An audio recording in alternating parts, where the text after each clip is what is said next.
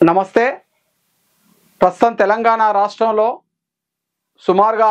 వరి 65 లక్షల ఎకరాల్లో సాగు అవుతుంది. అధిక వర్షపాతం నమోదైంది. నాటు వేసిన 30 నుంచెల్లి కంకి బయటకొచ్చి కూడా దాదాపుగా కంకి ఫ్లవరింగ్ మీద ఉన్న కూడా చాలా వరి రకాలు గమనించడం జరుగుతుంది. అధిక వర్షపాతం ఉన్నప్పుడు గతంలో చూసుకుంటే మనకు కాటుక తెగులు అని అంటాం,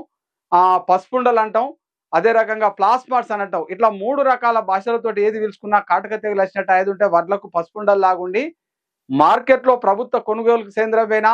ప్రైవేట్ దగ్గరవైనా ఎవరు కూడా కొనేటువంటి పరిస్థితి లేదు కాబట్టి అది బియ్యంలో వచ్చినా కూడా మచ్చచ్చేటువంటి అవకాశం ఉన్నది కాబట్టి ఈ అధిక వర్షపాతం నమోదైనప్పుడు కంకి బయటకు వచ్చిన సమయంలో ఫ్లవరింగ్ టైంలో మధ్యాహ్నం 2 తర్వాత అంటే 4 గంటల సమయంలో మనకు ఆ పూత మనకు ఫాలేషన్ టైం అయిపోయిన తర్వాత మధ్యాహ్నం టైంలో 2, 3, 4 గంటలకు మార్కెట్లో దొరికేటువంటి ట్రైఫ్లాక్సోబిన్,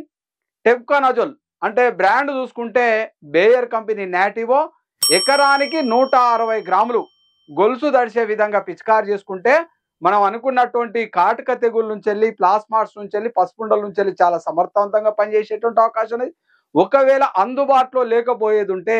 బావిస్టిన్ అంటే ఒకప్పుడు బిఎస్ఎఫ్ కుండే ఇప్పుడు క్రిస్టల్ కంపెనీ అది కొనుగోలు చేసింది కాబట్టి బావిస్టిన్ అనేటువంటి మందును ఎకరానికి 200 గ్రాములు 150 లీటర్ల నీళ్ళలో ఆ యొక్క కంకి బయటకు వచ్చే సమయంలో మధ్యాహ్నం 2 తర్వాత కనుక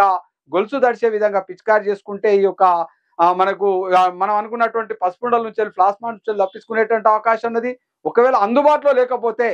మనకు ప్రోపికోనాజోల్ మంచి కంపెనీ నాగార్జున రిజల్ట్ కానీ లేకపోతే వేరే కంపెనీ ఆదామా కంపెనీ బంపర్ కానీ క్రిస్టల్ కంపెనీ వాళ్ళది కానీ ఇందులో మూడిట్లో ఏదో ఒకటి అందులో ఉండేటువంటి మూల పదార్థం 200 ml